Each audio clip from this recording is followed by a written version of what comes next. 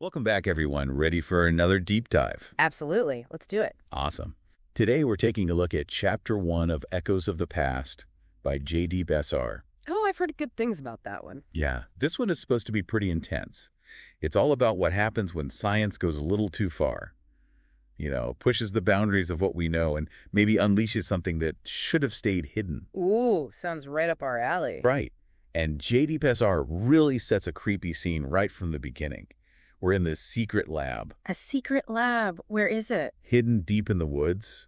Like one of those top secret government facilities or something. Okay, yeah, I'm getting some X-Files vibes already. Totally. Yeah. But it's not all gleaming chrome and high-tech. It's more like, the author describes it as a tomb. A tomb? That's not a very comforting image. No, not at all.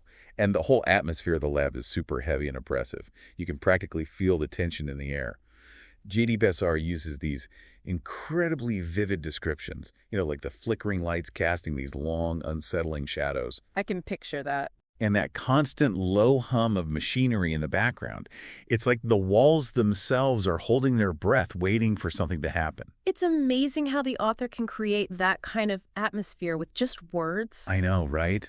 And it's almost like the lab itself is reflecting the anxiety of the team that's working there. Well, that makes sense. If your work involves potentially unleashing unknown forces, I think a little anxiety is to be expected. Absolutely. Yeah. And the lead scientist, Dr. Hanley, she's clearly brilliant.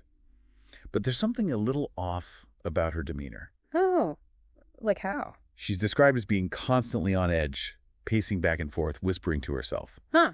Sounds like maybe she has a bad feeling about something. Maybe. But despite all that, she pushes forward, and the team activates this mysterious machine they've been working on. And I'm guessing this is where things start to get really interesting. You guessed it. As soon as the machine powers up, things get even weirder. The lights dim even further, and those shadows we were talking about, they seem to twist and writhe almost as if they're alive. Okay, now that's just creepy. And the air gets thick and heavy, almost suffocating. So it's like the lab itself is reacting to the machine. Exactly. And then we start to hear these whispers, not like actual words, more like these distorted, unsettling sounds. Like something trying to communicate, but not in a language we can understand. That's a great way to put it.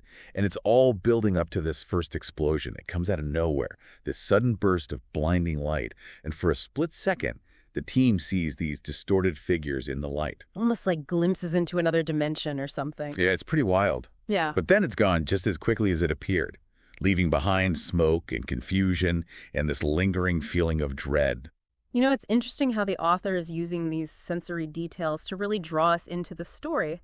The flickering lights, the oppressive atmosphere, the strange sounds. It's almost like we're right there in the lab with the team. Totally. And then out of all the chaos, this sleek, alien-looking device appears. Wait, what? It just appears? Like out of thin air? It's not entirely clear how it got there, but it's described as being unlike anything the team has ever seen before. Almost as if it materialized out of nowhere. Okay. Yeah, that's definitely taking the creepy factor up a notch. And one of the junior assistants touches the device, and he immediately recoils. It's freezing cold, like unnaturally cold. It's starting to sound like this machine opened up a portal to somewhere else. That's what I'm thinking too. And before anyone can really process what's happening, there's another explosion, even more violent than the first. This time alarms are blaring, sparks are flying out. The team is thrown to the ground. It's pure chaos. So much for a controlled experiment, Nope, not at all. Yeah. And the whispers, those weird, distorted sounds, they're even louder now, almost like they're mocking the team's fear. And I'm guessing this is where we get to the part you were talking about earlier about something being unleashed that shouldn't have been. You got it. That's when we hear the first growl. A growl. Like an animal. Yeah, it's low guttural coming from somewhere deep within the smoke and debris. It's not a sound any of them recognize. Okay, so now we've got strange lights, weird sounds, explosions, an alien device, and a mysterious growl. I think it's safe to say things are officially out of control. Definitely. And you can feel the shift in the story at this point. Up until now, the fear has been more like this general sense of unease and anticipation. But that growl, it makes it real. Yeah. It's like the sound of a predator, a creature that's just entered their world. So whatever was lurking on the other side of that portal, it's not friendly. It doesn't sound like it. Yeah. And Dr. Hanley, despite her own obvious fear, she's trying to regain control of this situation. But it's becoming clear that it's too late. She realizes that the strange device that appeared, it's not part of their equipment at all. Oh, no. It came through. So they didn't just open a portal, they brought something back with them. Exactly.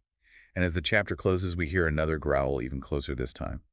The shadows themselves seem to be shifting and moving as if something is stalking them in the darkness. It's a pretty chilling ending. I can imagine. So they've opened a door to something unknown, something ancient and powerful, and that growl is just the first sign of what they've unleashed. Yep. And it leaves us hanging, wanting to know what happens next. Well, then I guess we better keep reading Chapter 2. Here we come.